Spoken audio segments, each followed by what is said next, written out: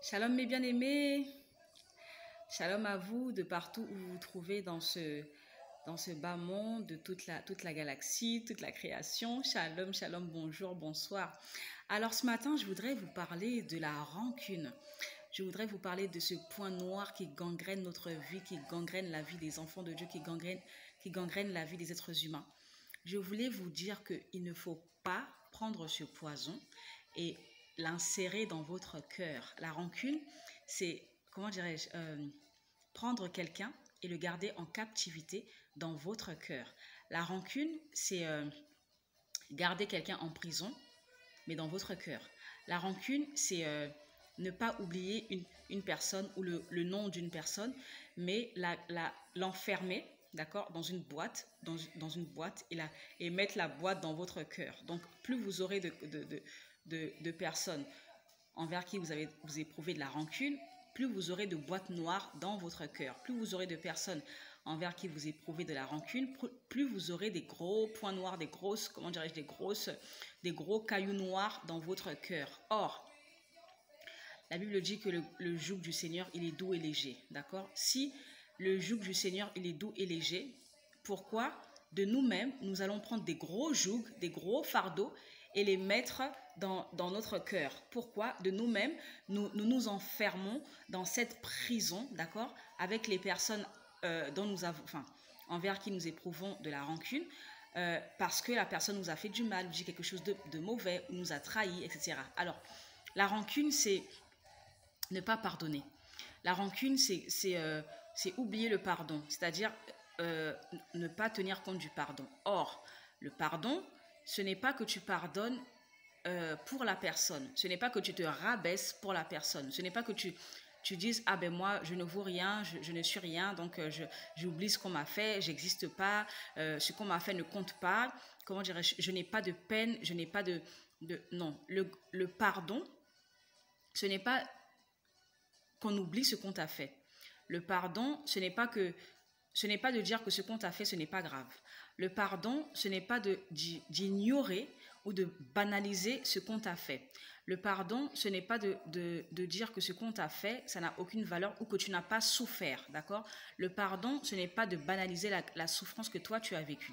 Mais le pardon, c'est de dire, c'est vrai, j'ai souffert, c'est vrai, on m'a trahi, c'est vrai, on m'a blessé, c'est vrai, on m'a perturbé, c'est vrai, on m'a meurtri, c'est vrai, on m'a traîné dans la boue, c'est vrai, on a sali mon nom, c'est vrai, on m'a, comment dirais-je, on a fait de la diffamation à mon encontre, c'est vrai, on a parlé de moi, c'est vrai qu'on m'a critiqué, c'est vrai que mon nom a été sali, c'est vrai que ma réputation on a pris un coup, c'est vrai que j'en ai souffert, j'en ai pleuré, j'étais au fin fond du gouffre, c'est vrai qu'on m'a traîné dans la boue, mais malgré cela, le soleil continue à se lever le matin, la lune continue à apparaître le soir. Malgré cela, le jour se lève. Malgré cela, Dieu reste Dieu. Malgré cela, les étoiles apparaissent le soir. Malgré cela, il y a toujours 24 heures dans un jour. Malgré cela, il y a toujours la loi de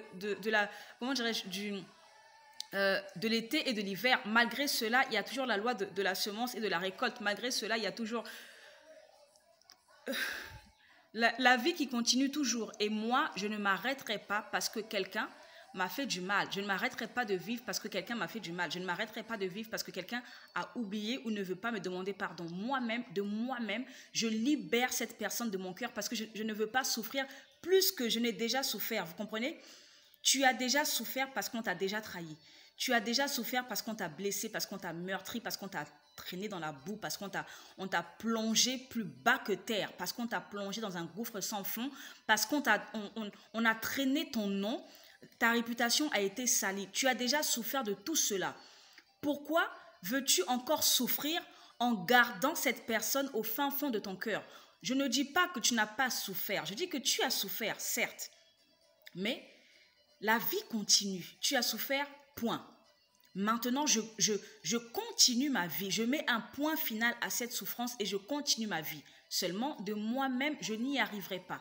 Alors je demande à celui-là même qui est capable d'enlever ces poids de mon cœur, d'enlever ces mauvaises choses de mon cœur, d'enlever cette rancune de mon cœur. Celui-là même, le seul et unique qui est capable d'aller chercher au plus profond de mon âme ces mauvaises choses et de les sortir. Je demande à Dieu d'enlever tout ce qui pèse en moi. Je demande à Dieu d'enlever toutes les personnes, de sortir de ma tête, de ma mémoire, de mes pensées, de mon cœur, de mon âme, toutes les personnes que j'ai maintenues en captivité. Je demande à Dieu d'enlever toutes les personnes que j'ai maintenues en prison dans ma vie. Voyez-vous, de moi-même, je ne peux pas le faire, mais je demande à Dieu, lui seul qui en est capable. À partir de ce moment-là, c'est moi qui prends la décision de me libérer. C'est moi qui prends la décision parce que j'ai déjà souffert. Je ne vais pas encore plus souffrir. Je ne vais pas encore plus donner de l'honneur à ces personnes-là, de les garder dans mon cœur. Voyez-vous, des gens qui t'ont fait du mal, tu ne vas pas encore comment dirais-je, les garder à l'intérieur de toi alors qu'elles t'ont déjà fait du mal. Tu ne vas pas encore, toi, te faire du mal pour ces personnes-là. Voyez-vous, tu les sors de ton cœur, mais tu demandes à Dieu, Seigneur, sors-les de, je veux être libre, libéré. Alors je pardonne. Tu ne pardonnes pas pour elles, ces personnes, mais tu pardonnes pour toi parce que tu veux la liberté, tu veux la libération, tu veux vivre tranquillement, tu veux vivre paisiblement et tu veux vivre libre. Voyez-vous, le pardon, c'est d'abord pour toi. C'est pour que tu vives sans, comment dirais-je, sans aucun poids, sans aucun fardeau. Imaginez-vous traîner des gros cailloux de 10 kilos chacun. Chaque jour, vous avez au moins 4-5 cailloux de 10 kilos chacun que vous devez porter comme ça, tenir comme ça et que vous devez traîner. Imaginez-vous traîner 50 kilos, 40 kilos, 50 kilos chaque jour. Vous allez au boulot avec ces 50 kilos. Déjà, vous vous levez le matin avec les 50 kilos. Vous vous lavez avec les 50 kilos. Vous mangez avec les 50 kilos. Vous allez au travail avec les 50 kilos. Vous rentrez chez vous. Vous allez voir vos enfants, votre mari, votre femme. Avec les 50 kilos, vous allez voir votre famille, votre belle famille, vos amis, vous allez à l'église, vous allez au cinéma, vous allez voilà, vivre votre vie, faire vos courses, vos activités, etc. Avec les 50 kilos. Imaginez-vous la douleur et le poids que cela représente dans votre propre vie alors que vous avez déjà souffert de ces 50 kilos. Voyez-vous, comment dirais-je, le manque de pardon, c'est de se traîner 40, 50, 60, 100 kilos chaque jour de son existence. C'est trop lourd. Jamais quelqu'un peut traîner 100 kilos à lui tout seul. Jamais quelqu'un peut traîner 10 kilos, 20 kilos, 30 kilos, H24, 24 heures sur 24 et vivre comme ça paisiblement. Tu n'es pas tranquille parce que tu portes des poids lourds qui sont quelquefois plus lourds que ton propre poids. Et tu n'as pas à porter ce poids-là. Cela ne doit pas te revenir. La Bible dit que venez poser, venez mettre à mes pieds vos fardeaux. Au juste, ce sont des fardeaux que toi, tu n'as pas à porter. Ce sont des fardeaux que Jésus doit porter. Alors, viens mettre tes fardeaux aux pieds de Jésus.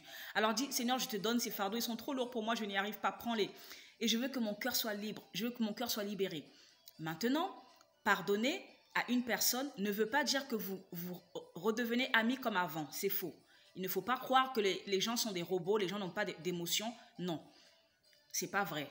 Il peut arriver que la relation revienne comme avant, ça peut arriver, mais ça peut aussi arriver que la relation précédente ne redevienne pas comme avant parce qu'il y a eu des choses qui ont été faites et tu n'as plus trop cette confiance-là, d'accord? Pardonner quelqu'un, c'est simplement ne plus garder rancune envers cette personne. C'est pouvoir retrouver la personne, croiser la personne dans la rue et lui dire bonjour, comment ça va?